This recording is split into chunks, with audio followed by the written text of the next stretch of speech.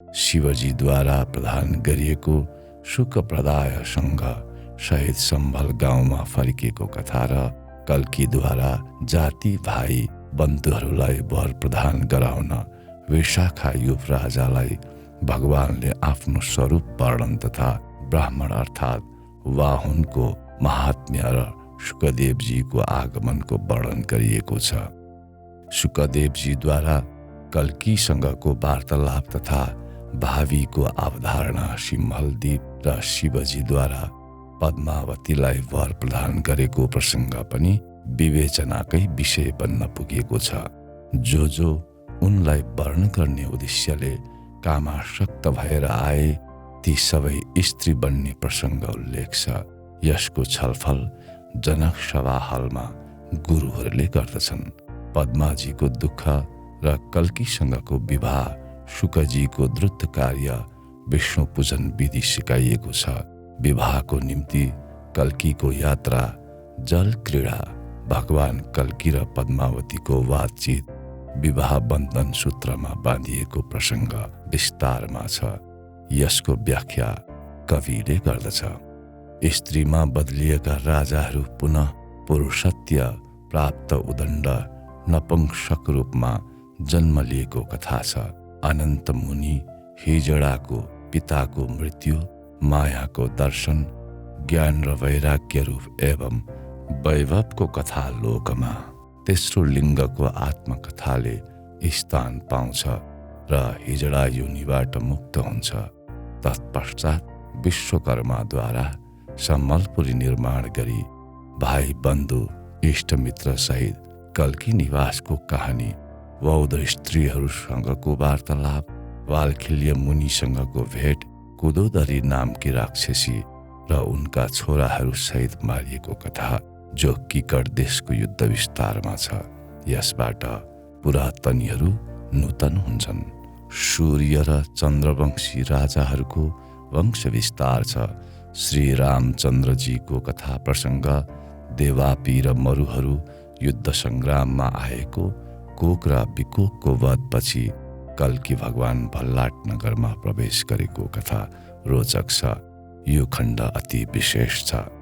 शशिध्वज र कल्कीको युद्ध, सुशान्ताको विष्णु भक्ति, राजा शशिध्वजले पूर्व जन्मको कथा सुनाएको विषयपछि शशिध्वजले पाएको मुक्ति उल्लेख छ। यो ब्रह्मपद प्रदायक प्रसङ्ग हो।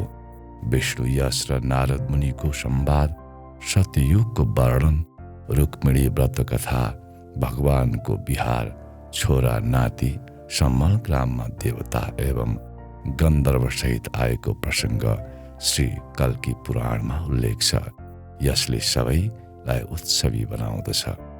त्यसपछि भगवान वैकुण्ठ धाम गएको र मुनिद्वारा गङ्गाजीको स्तुति साथै वंश अनुचरित कथा 6100 श्लोकमा लेखिएको कल्की पुराण कलियुगको अन्त्यमा श्री नारायण भगवानको मुखबाट रचित वाङ्मय साक्षात् महाविष्णुको अवतारको प्रचार प्रसार सविस्तारमा विभिन्न माध्यमबाट उल्लेख हुनेछ। जसले यो पुस्तक बुझेर पढ्दछ त्यसले वरुणको सुदर्शन चक्र पाउँछ। यो जीवनपछि पुनः सत्यलोकमा स्वयं ब्रह्मस्वरूपमा जन्म लिनेछ। त्यसले मृत्युको मुखमा पनि स्वयं नारायण हुने स्थान पक्का गर्दछ। त्यो मनुष्य ब्राह्मण नारायण पदासीन हुँदै शिवलोकमा बिना छेकबार हात हतियार बोकेरै अच्छा भगवान पशुपतिको पशुपतास्त्र अस्त्र स्वयं ब्रह्मदण्डक हस्त बोकेर शङ्कर लोक कम्पन गर्दै सत्यलोकमा कीर्ति राख्दछ। त्यो महान ऋषि पूर्वमा अश्वत्थामा चम्किलो 3 मध्ये एक ताराको रूपमा अटल भएर यो ब्रह्माण्डको रक्षा गर्न यताउता भृगुमण्डलमाथि पुग्दछ र अमरत्वको श्रापलाई ब्रह्मानन्दमा मनगमन गर्दै बाँकी यात्रा निरन्तर स्वयम्भू रूपमा गर्दछ। दोस्रो अंश कुरुक्षेत्र, पेज नम्बर 115 विम्रूपाक्ष वंशी कल्की पुराणमा उल्लेख गरिएको छ। त्यसमा ओम भूर्भुवस्वः तत्सवितुर्वरेण्यं भर्गो देवस्य धीमहि धियो यो नः प्रचोदयात्। यो गायत्री मन्त्रबाट सुरु भएको कुरुक्षेत्र जो हाम्रो रणक्षेत्र हो, यही रणक्षेत्रबाट ब्रह्मास्त्र र तथा पुँजीको चर्चा गर्दै वास्तवमा सत्ययुग स्थापना गर्नको लागि यो अत्यन्त आवश्यक विषयमा छलफल गर्दै पुँजी सुधार व्यवस्थापन मन्त्रालय भनेको के हो, केलाई मन्त्र भन्छ, केलाई आलय भन्छ र केका लागि पुँजी सुधार आवश्यक छ भन्ने कुराको लेखकले यहाँ स्पष्ट रूपमा दिन कोसिस गरेको छ। पुँजी सुधार व्यवस्थापन मन्त्रालय नै ब्रह्मास्त्रको हो भन्ने कुरा वास्तवमा यहाँ स्पष्ट रूपमा दिएको छ। कर्दम राजा र हरिश्चन्द्र एवं देवहूति धारा भनेको के हो, किन कर्दम राजालाई सम्झिनु परेको र राजा हरिश्चन्द्र यहाँ किन उल्लेख गरिएको छ भन्ने कुरा यहाँहरूलाई दिएको छ। ज्योतिष कविको दृष्टिमा सत्ययुगको झल्को कस्तो हुन्छ, किनभने जहाँ नहीं पहुँचे रवि वहाँ पहुँचे कवि भनेको जस्तै जहाँ सूर्य पुग्दैन त्यो अन्धकारमा पनि कविले त्यो दृष्टिबाट सत्ययुगको झल्को यहाँ उतार गरेको छ। यो संसारको सृष्टि सार कसरी भयो भन्ने कुरा यसमा आफ्ना विशेष भनाइहरू राखेको छ। 10 आयाम भनेको वास्तवमा यो ब्रह्माण्ड ब्रह्म दृष्टिबाट हेर्दा हामी यो संसारलाई आयामिक भएर हेर्दछौँ। यहाँ मत्स्य अवतारदेखि कल्की अवतारका विभिन्न आयामको चर्चा गरिएको छ। आजको विश्व अनि ब्रह्माण्डको अवस्था कस्तो छ भनेर यहाँ हामीले चित्रको माध्यमबाट स्पष्ट रूपमा देख्न सक्दछौँ। वास्तवमा चतुर्भुज विष युक्त सर्वत म भन्ने जुन उक्तिलाई मेह अर्थात् बाख्राको जस्तो स्वरमा कसरी विष भरिएर त्यस्तो गुन्जन सुनिएको हो भन्ने कुरा यहाँ स्पष्ट उल्लेख गरिएको छ। कल्कीको ध्यान गर्दै सम्बलपुरी अर्थात् वैकुण्ठ लोक गाउँ प्राप्तिका लागि चिन्तन गरिएको छ। इन्द्राग्नि अर्थात् इन्द्र र अग्नि अनि वायु अर्थात् खम आकाशको कुरा गरिएको छ। यहाँ मन्त्रको स्पष्ट उच्चारण र मन्त्रबाट देवताहरूलाई शान्त गर्न खोजिएको छ। मनुष्यको जन्म र उद्देश्य वास्तवमा के हो र यस उद्देश्य प्राप्तिका लागि बनेको बाधक कली जडत्व योग र विज्ञान दृष्टिलाई चर्चा गर्ने कोसिस गरिएको छ।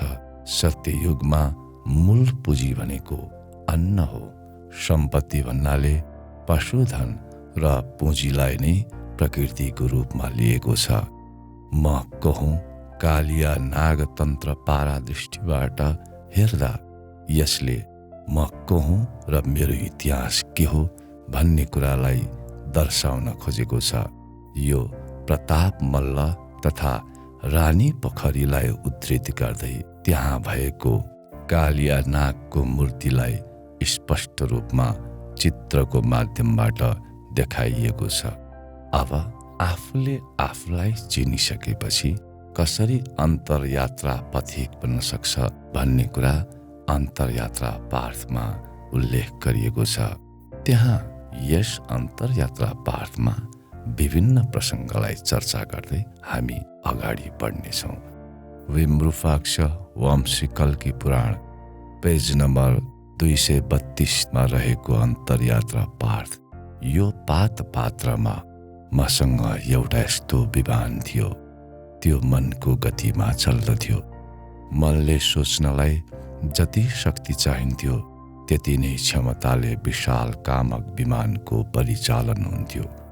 8 इन्जिन जडित त्यो नवनिधि विधियुक्त विमानको सवारी ब्रह्मपुत्र नारदले गर्ने गर्दथे। ती नारदले स्वयंलाई आत्मपरक अनुभवमा स्वयं मनु नारायण व्यक्त सङ्कल्प विष्णु रूप नारायण नारायण भनी नाद गर्दथे।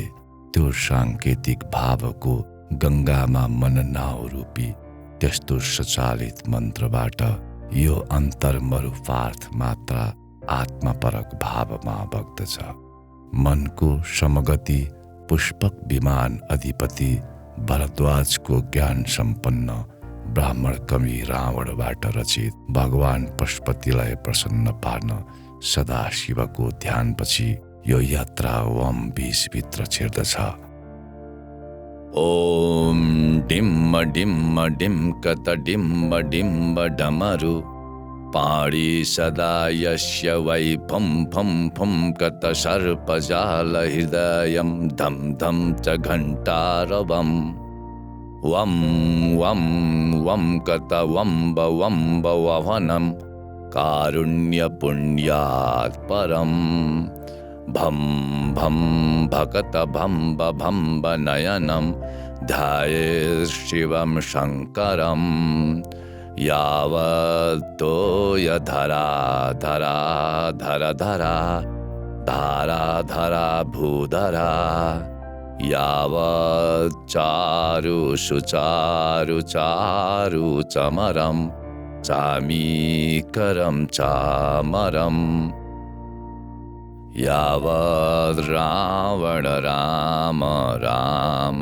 रमणं रामायणे श्रूयतां तावत् भोग विभोग भोगम् अतुलं यो गायते नित्ययशः यस्याग्रे द्वाट द्वाट गुट गुट ममलं टम टम टम टम तैलं तैलं तु तैलं यस्याग्रे द्वाट द्वाट गुट गुट ममलं टम टम तैल तैलं तु तैलं खो खो खुम खम खम खम खम डंस डुडंस डुहि चकितं भूपकं भूयनालं ध्यायस्ते विप्रगाहे शवशित शवलः पातु वः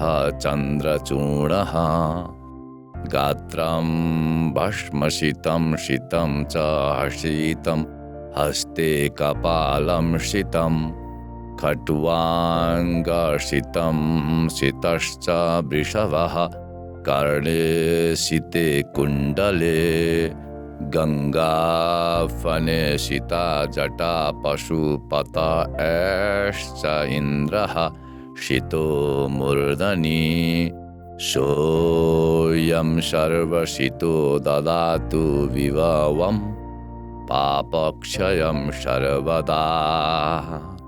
ॐ डिम्ब डिम्ब डिम्कत डिम्ब डिम्ब डमरु पाणि सदा यस्य वै फुं फुं फुं कत सर्पजाल हृदयं धम धम च घण्टारवम्।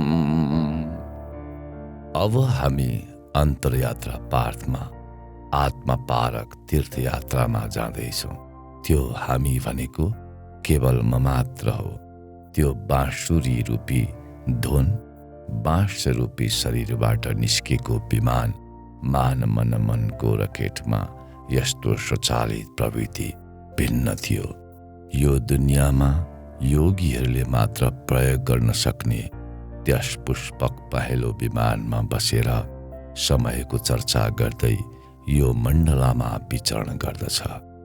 त्यसलाई बुझेर ना अर्थात् नाद र अग्नि र दम ज्ञान म त्यसलाई आदिकालमै बुझेर पृथ्वीवासीको त्यो मन अमनले भाषा सङ्केत तरङ्गमा अन्तहीन यात्रामा अनुवाद गर्न सक्थ्यो। त्यो समय पनि केवल पूर्व दमकलामै पृथ्वीदेखि लाखौं माइल टाढा गमन गर्दछ। त्यसका लागि भने समयको सानो अंश नैनो सेकेन्डमा पल पल पिण्डलाई कला विकलामा नाप्ने हामी मानवले मापन गर्न सक्ने अंश हो। त्यो नैनो सेकेन्ड पनि यस्तो पढाइ बुझाइ या समझ हुन सक्छ जस्तो हाम्रो लागि ब्रह्माको एक दिन एक प्रलय जति नै भए, जो जुगौं जोग यो समयको अन्तराल थियो।